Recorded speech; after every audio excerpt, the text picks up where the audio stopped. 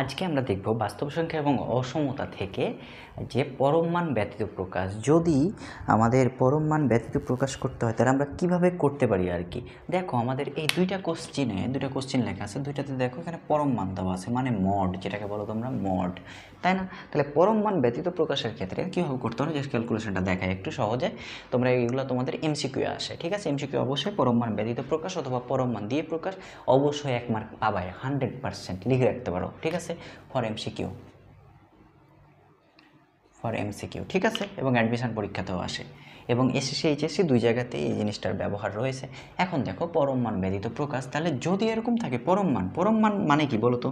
ভিতরে ধনাত্মক থাক আর ঋণাত্মক থাক, সবসময় কী হয়? ধনাত্মক হয়। দ্যাট মিনস আমি ধনাত্মক সবসময় নিই কিন্তু ঋণাত্মক নিই না, তাহলে পরম মান উঠালে আমার ঋণাত্মকটাও নিতে হবে। তাহলে ঋণাত্মকটা নিতে হলে কী হবে বলো তো?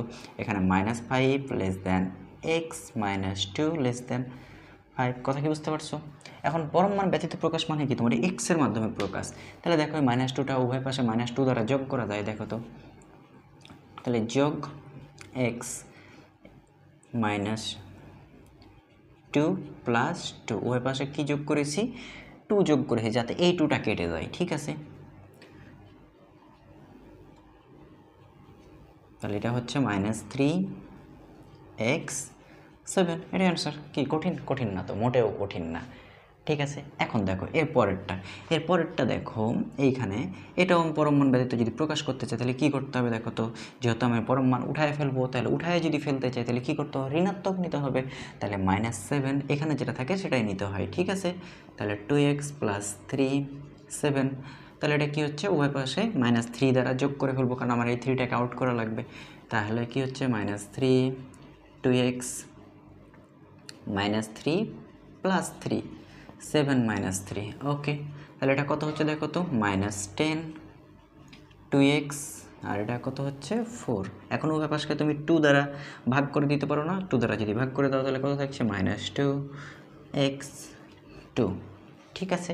তাহলে এটা হচ্ছে পরম মান ব্যতীত প্রকাশ। এখন একটু আমি বলে ফেলি, তারপরে এই ভিডিওটাতে যেহেতু সামনে আসলো, তোমরা যদি সংখ্যা রেখা ব্যবহার করতে চাও তাহলে মনে করো এটার ক্ষেত্রে তোমরা সংখ্যা রেখা ব্যবহার করবা, ঠিক আছে? তাহলে সংখ্যা রেখা কীভাবে প্রকাশ করবা? এভাবে একটা দাগ নিবা, নিতে তো পারো নাকি?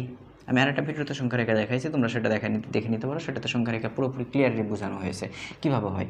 আচ্ছা, মনে করো এটা আমার 0, একটু এদিক বড় করলাম কারণ হচ্ছে আমার নেগেটিভ বেশি। তাহলে দেখো -1 -2 -3 -4 -5 -6 -7 -8, ইচ্ছা হলো আর নিবা, না ইচ্ছা হলো না নিবে। এদিকে দেখো 1 2 3 4 5, ইচ্ছা হলো আর নিবা, না ইচ্ছা হলো না নিবা। এখন দেখো আমার 0 কোনটা? এইটা, তাই না? এখন দেখো আমার বলা হচ্ছে কি -5 থেকে শুরু হবে, এবং 2 এ যে কী বলেছে? -5-এর থেকে বড়, তাহলে -5-এর থেকে বড় মানে -5টাকে গোল করে দাও, এবং 2 এর থেকে ছোটো মানে 2টাকে গোল করে ফেলো, ঠিক আছে?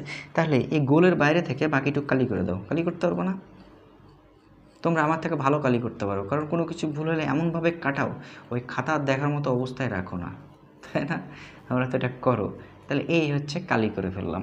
তাহলে এইটাই হচ্ছে তোমার পরম মান। এখন দেখো শুধু লেস দ্যান থাকার কারণে আমি এই বলটা পূরণ করিনি, কিন্তু যদি তোমার পরীক্ষাতে এই কোশ্চিনটাই থাকতো, মনে করো -5 less than or equal less than equal 2, তাহলে তুমি কী করতে? এই বলটা পূরণ করে ফেলতা।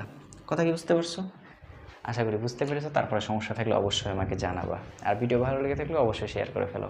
ধন্যবাদ সকলকে।